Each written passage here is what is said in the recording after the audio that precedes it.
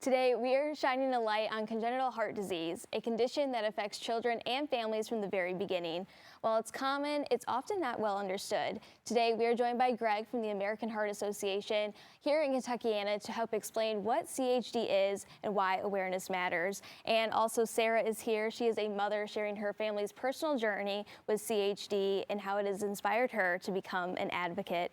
Thank you so much for joining us today. Thanks for having us. Thank you. I love that every Tuesday in the month of February, we are shining the light on heart disease because it is Heart Month, so we really appreciate you taking the time to be here today. Right back at you. Yeah, same. So Greg, for those who may not be familiar, what exactly is congenital heart disease and who is it impacted by this? So approximately 2.4 million children and adults in the U.S. are living with congenital heart disease.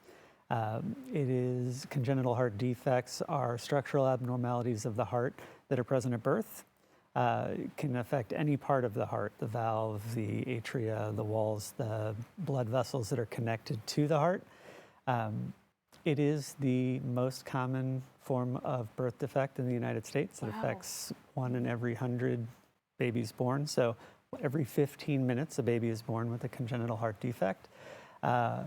It's largely, there's no singular cause. About 15 to 20% of congenital heart defects are genetic based, but most of the time it's a complex kind of interaction between genes and environmental factors that lead to congenital heart defects. Wow. So we've heard this, I've heard it on different commercials and kind of seen it, but it's so interesting how common this is, and a lot of people don't even realize that.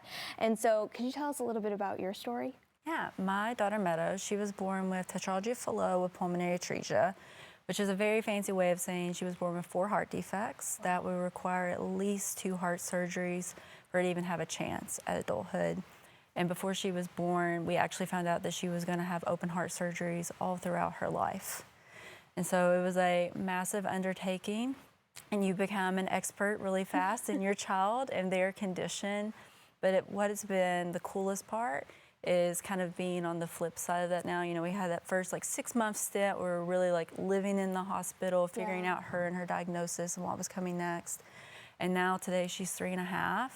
And she is so much fun. Oh. And Greg will tell you, she is so vibrant and so curious. We were riding horses yesterday. Oh my gosh. So I love seeing her live a full life alongside her CHD, even with more surgeries coming. Oh my gosh. Well, that just gave me chills, honestly. I mean, being a mother, is she your first? Yes. Okay, so being a first-time mom and having that, even before she's even born, knowing that she's gonna have these heart defects, I mean, everything's probably running through your mind at that point. Well, and for us, I'm a nurse practitioner actually, and so my first question was, what is life expectancy like? What does this look like long term? And when I went to Google, there wasn't an answer. And the reason there wasn't an answer is in 2009, it was the first time there were more adults living with congenital heart disease than children. And so what that actually means is the first time they were living into adulthood. And so in the grand scheme of things, this is a really new area of medicine, and it's part of why I do so much advocacy work too. Yeah, so these 3.5 years since she has been with us, it sounds like she's thriving now. What's it been like being a heart mom and really being an advocate for not only your daughter, but those who have congenital heart disease? I think at first it was just really hard, living in the hospital, not knowing what the future was gonna look like. She had a couple of different complications.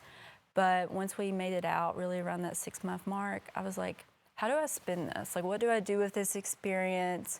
And I know people talk about turning grief into purpose, but that was really kind of the moment that I had, because what I found out is, CHD is the most common birth defect, but it's one of the very least funded. And when I learned that, I was like, this life-changing, pivotal moment. I'm a nurse practitioner, I'm a heart mom, I have the expertise in the story to be this really cool advocate. And so I've really leaned into the space. And so a lot of our day-to-day, kind of in the in-between of surgeries, is doing events like this and spreading awareness, because that's huge. Yeah. I go to DC a couple of times a year to do lobbying and talk about an act.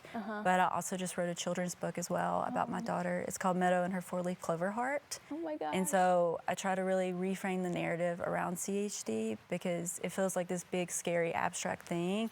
And I'm like, these kids are living full lives, and like I really want to showcase and paint that. Wow. I mean, as the executive director of the Kentucky and American Heart Association, what does that mean to you to have these advocates day in and day out really supporting your mission and help fund it too?